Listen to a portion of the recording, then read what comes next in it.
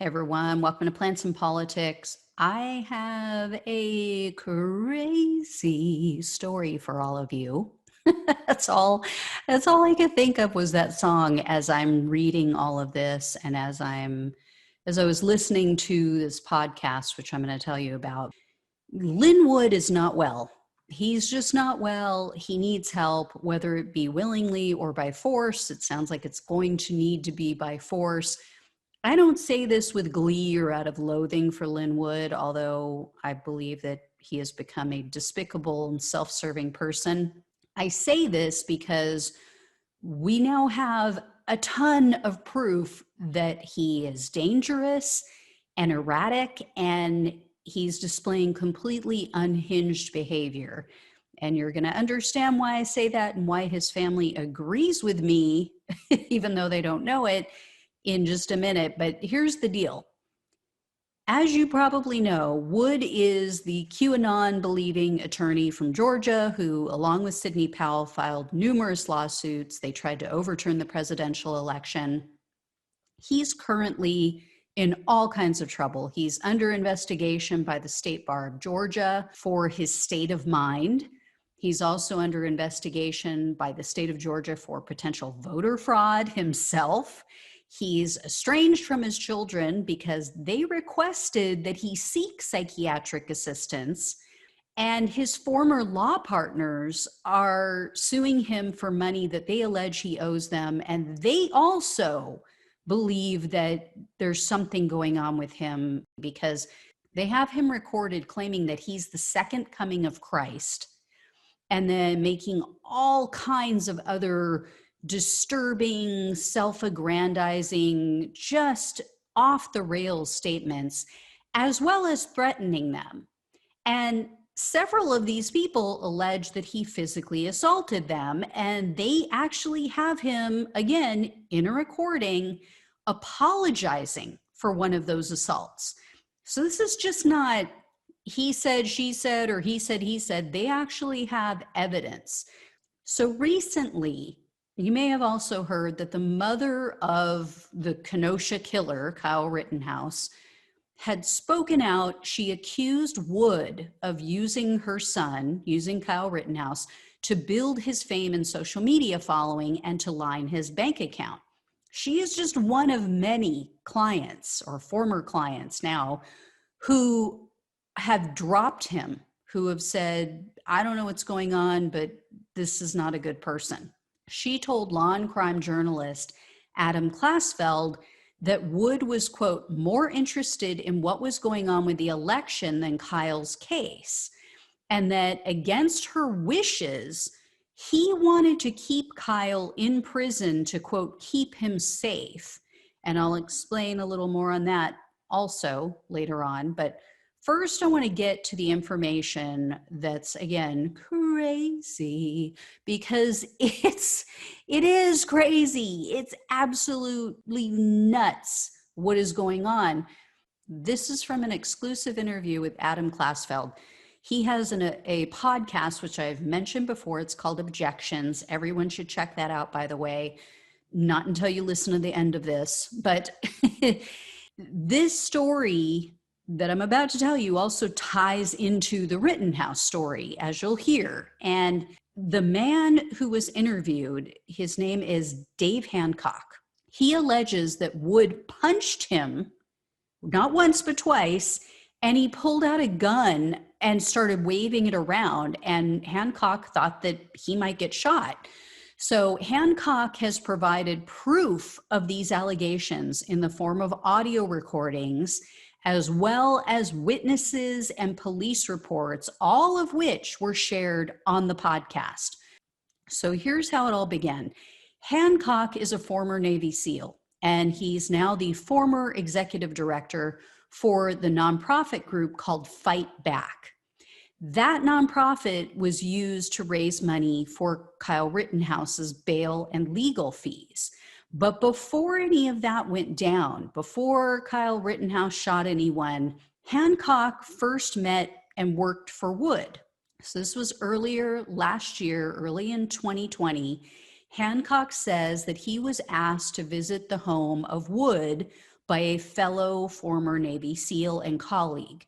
So this guy calls him up. He says, hey, I need you to help somebody out with some security issues. Hancock didn't know at the time that the person he was going to help was Lin Wood. He knew of him, but he didn't know that's who he was going to help. When he arrived, he said he recognized him right away. He's a huge fan of Lin Wood. And still to this day, he speaks very fondly of Lin Wood. He genuinely appeared to be starstruck by Wood, and he referred to him as a genius. He said that he believes that Wood has a great legal mind. However, over the course of several months, Hancock witnessed behavior by Wood that sounded completely paranoid and erratic. And after Wood made threats against Vice President Mike Pence on Twitter, Hancock said that that's when he knew he had to come forward with this information. He was just done with hiding this evidence and hiding what happened. So it all started off really friendly. Hancock even resided at Wood's home for a period of time while he was working for him.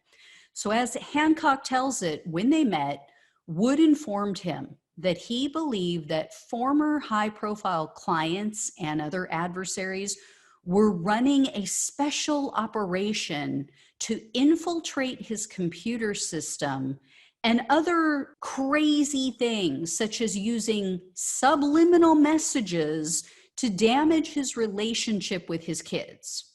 In particular, he said that Steve Wynn and Elon Musk were after him, and he was being targeted by these men and possibly monitored and hacked. Here's why he brings up these people. Wood represented Steve Wynn for a period of time in his sexual assault allegations. Then the two men had a falling out because Wood accused Wynn of bad-mouthing him to Donald Trump, and Wood threatened to sue him. Elon Musk, on the other hand, was actually sued by Wood on behalf of a man who took issue with Musk calling him a pedo guy on Twitter. So Wood lost that case, but for some reason he thought that Elon Musk harbored ill feelings against him and would be after him. So Hancock goes over, he sets up physical and digital security for Wood. He said he saw no evidence of attempted hacking or infiltration into Wood's system, but he knew that Wood was going through a hard time because he had just lost that one case. He was also dealing with the falling out with his children and his law partners. So he said he just wanted to give Wood a peace of mind by setting up all of this security at his property. So fast forward over the course of several months working for Wood, he heard and recorded Wood talking about his beliefs that he would be named as a Supreme Court justice, and that two other Supreme Court justices, this is his belief, would step down in shame. Now, this was a belief that Wood had due to a man who was basically a religious false prophet, and he posted a video online that's gotten millions of views. The guy allegedly predicted Donald Trump's 2016 win. I mean, it was only between two people, so he had a 50-50 chance. But the man who made this prophecy didn't name anyone specifically. Wood, as I mentioned in previous shows, and as proven by his law partners, believes that he's chosen. He believes he's the chosen one. So he also confided in Hancock that he believes that he's going to be not only nominated to the Supreme Court, but that he also has the ability to see the future. And Hancock has this on tape. He recorded this as well. So again, you can go listen to it for yourself. But he told Hancock that he has had this ability his whole life. He just hasn't shared it with anyone. I mean, apparently he doesn't, because he kept saying that Trump was going to be sworn in as the 46th president of the United States, and yet Biden's in the White House. So Yeah, I don't think that ability is working so well. But anywho, he also talked to Hancock about being estranged from his children. Part of that is on tape as well. Wood admitted to Hancock, which again is on tape, that his children asked for him to seek psychiatric care. That pissed him off. He was very upset when they requested that. And he believes that they just don't understand his newfound faith and religion. And that's why they're making this request. He also told Hancock, quote, "I get my mental health care from God." Again, on tape, you can hear it for yourself. Personally, I think he needs to find a new provider because it's not working. I'm just saying. Anyway, in addition, as with Wood's former law partners, he also told Hancock that he believes he's the second coming of Christ. So he said this on numerous occasions, according to Hancock. And then he once asked Hancock, quote, "I could be, do you think?" I mean, in fact, Hancock said in social media posts, Wood always capitalizes the words, "my followers." And Hancock believes that he does that because he's told him that his followers are like disciples of Jesus. So Hancock thinks that he truly does see himself as some sort of prophet. So here's how the gun incident went down. I mean, that's all crazy enough, but I mean, it just went to another level with this. So Hancock and Wood were having a discussion which devolved into a disagreement. Hancock then told Wood that he was wrong about something, and apparently that just sent Wood over the edge. He went ballistic. So Hancock said to him, "Are you ever wrong?" And Wood replied, quote, "The only one I'm ever wrong to is that man." And he pointed up to the sky to signify God in heaven. So Hancock then said to Wood that that was ridiculous, that he would think that he's never wrong. And Wood went off on him again. So that's when Hancock apparently called him a fucking clown. And then it really went off the rails. So at some point during this whole altercation, Wood apparently punched Hancock 2 times. Hancock then said, "That's it, I'm done, I'm out of here." So he went off to the bedroom to try to gather his clothes out of the closet so he could pack up and leave. That's when Wood followed him into the room. Now Hancock had his gun, he was open carrying his gun on a holster around his waist. Hancock said that Wood grabbed the gun out of his holster and he started waving it around wildly. And Wood admitted, you hear him on tape saying that he's not a gun person. So Hancock was freaked out. He thought, oh my God, I mean, he might either purposely or accidentally shoot me. So after Wood grabbed Hancock's gun, Hancock retreated to the bathroom and he was yelling at him, telling him to put the weapon down. Then Hancock called his business partner and said, "Come get me out of here." Apparently he must not have had a vehicle there. When his partner arrived, he placed a call to 911 to get Hancock out of the house safely. That entire 911 call was also provided and played on the show as well, as were the conversations between both Hancock and the officer and Wood and the officer separately, I should say. So you hear Wood being questioned by the police officer, and first he lied. First he said he took the gun out of Hancock's hand. But when the officer pressed him on that fact, he admitted he took it out of Hancock's holster. So Hancock said, "No, I don't want to press charges. You know, he's a 60-something-year-old man. He didn't hurt me. I'm a former SEAL. I can take it." So he told the officer, "I just want to get the hell out of here." Following that incident, Hancock severed all ties with Wood, as you would imagine. And Hancock also severed ties with the Fight Back nonprofit group. And he said he did that due to the fact that they were taking the organization in a very partisan right-wing direction.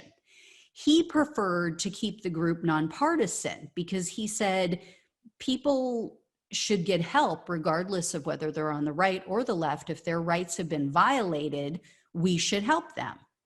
But Lin Wood wanted to make it very partisan. They started using language and they started using terms to describe Rittenhouse in a way that not only made Hancock uncomfortable, but also Rittenhouse's mother. They described him as a militia member. Rittenhouse's mother said, I don't want you using that word. I don't want you to describe him in that way. He wasn't a militia member. And they just kind of brushed her off. And as I said, they wanted to keep him in prison because Lin Wood kept telling multiple people that on the night of the election, it was going to be basically Armageddon, that it was the whole country was going to devolve into civil war, that it was going to be chaotic. He just made it out like this was going to be, the end of days after the election. And so he said Kyle Rittenhouse would be better off, he'll be safer in prison. So his mother disagreed. Hancock, it sounds like, disagreed with a lot of what was going on. So he stepped down.